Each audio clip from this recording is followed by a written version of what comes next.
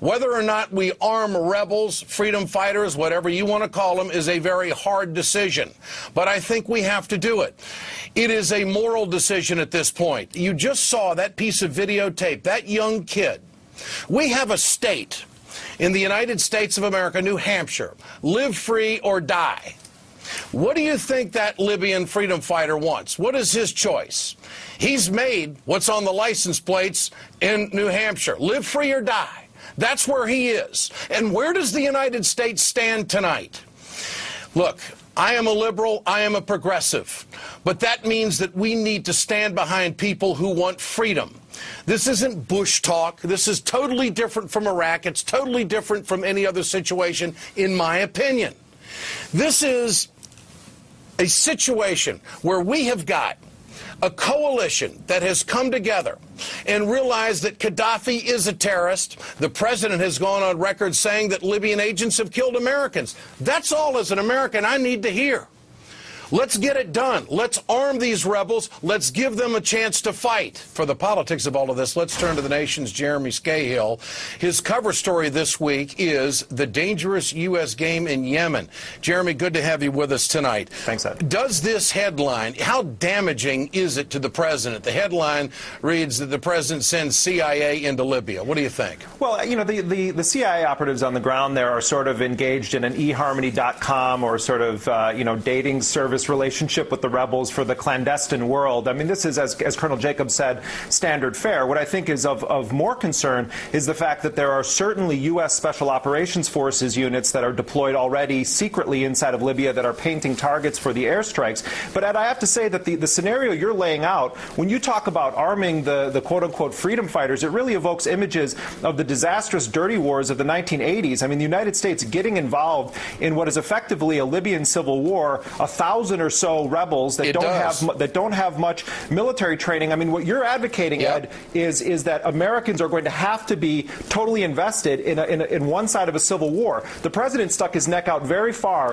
when he said that Gaddafi has to go. If the United States sends troops in there, and they would have to, as Colonel Jacobs said, if they're arming it, then we have a third full-on war, in addition to the covert wars that the president's waging in Yemen and Somalia and elsewhere on the Horn of Africa. I think a lot of military folks see mission creep in a big way here, Ed. Well, we have got a coalition put together. No question about it. We have got a willing coalition put together.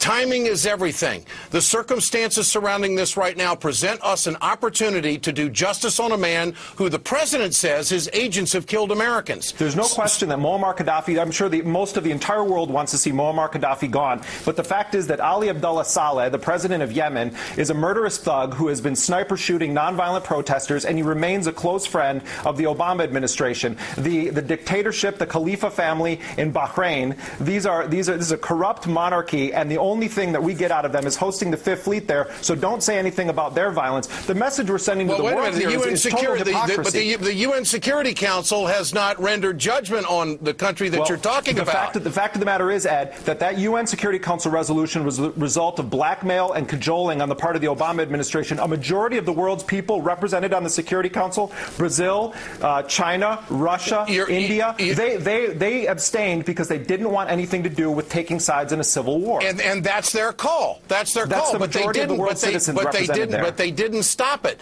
Now, there's no NATO. There's no NATO without the United States. China there's no UN Security Council without the United States. The Russians could have stepped up. They could have blocked this action in Libya. No question about it. Every situation is different, and Secretary Hillary Clinton has said just that, and the president's been very clear on it.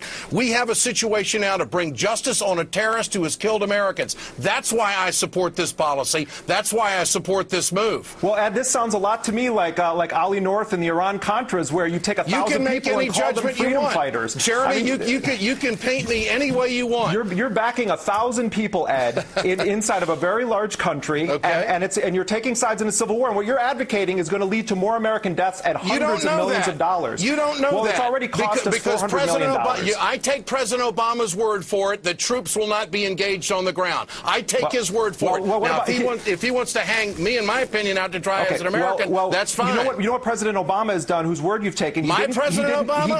He didn't close. My President Obama? Is he your president too? Whose word you've taken, I said. Jeremy, is he your president? Wait a minute now. No, you're not going to beat the water's edge. Is he your president too? Of course I'm an American. Of course he's my president. I said the words. You're saying you take his word for it. I do take his word for it. He didn't close Guantanamo. He's doubled down on some of the worst policies of the Bush administration. I just got back from Afghanistan where we're killing mid-level Taliban people. He didn't put universal health care at the table. I haven't been totally happy with President Obama on every issue. I've been very clear on that. But the fact is that we have the resources and the position to take out a man who has killed Americans. And I think that we have a moral obligation to the families in this country who lost people on that Pan Am 103. This is our time to do just this, and we can do it without boots on the ground. Do you think that we should take out Ali Abdullah Saleh, the president of Yemen, who double deals with Al-Qaeda all the time? No, that's Bush talk. No, Jeremy, that's Bush talk. Bill Clinton. No.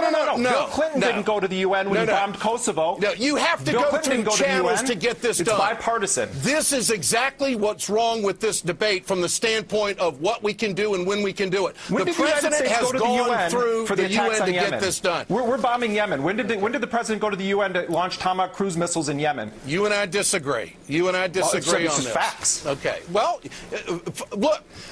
I support the President and the United States to do what they can to help these freedom fighters. That's where I'm at. You want to call me Ollie North? You go right ahead. I think it's a wrong-headed policy that could lead to American deaths and a disaster, a further disaster in Libya. Okay, that's your calculation. That's what you feel based on what has happened with the Mujahideen in the 1980s. I understand that, but every situation also by our is double different. Dealing with the President of Yemen because he supports Al-Qaeda one day and us the next day. We're involved with a very dangerous game throughout the Middle East. There's no doubt we are. Got to run. Jeremy SCAHILL, I appreciate the conversation. Thank you, Ed. From the nation. I respect your work. Thank you for joining us tonight.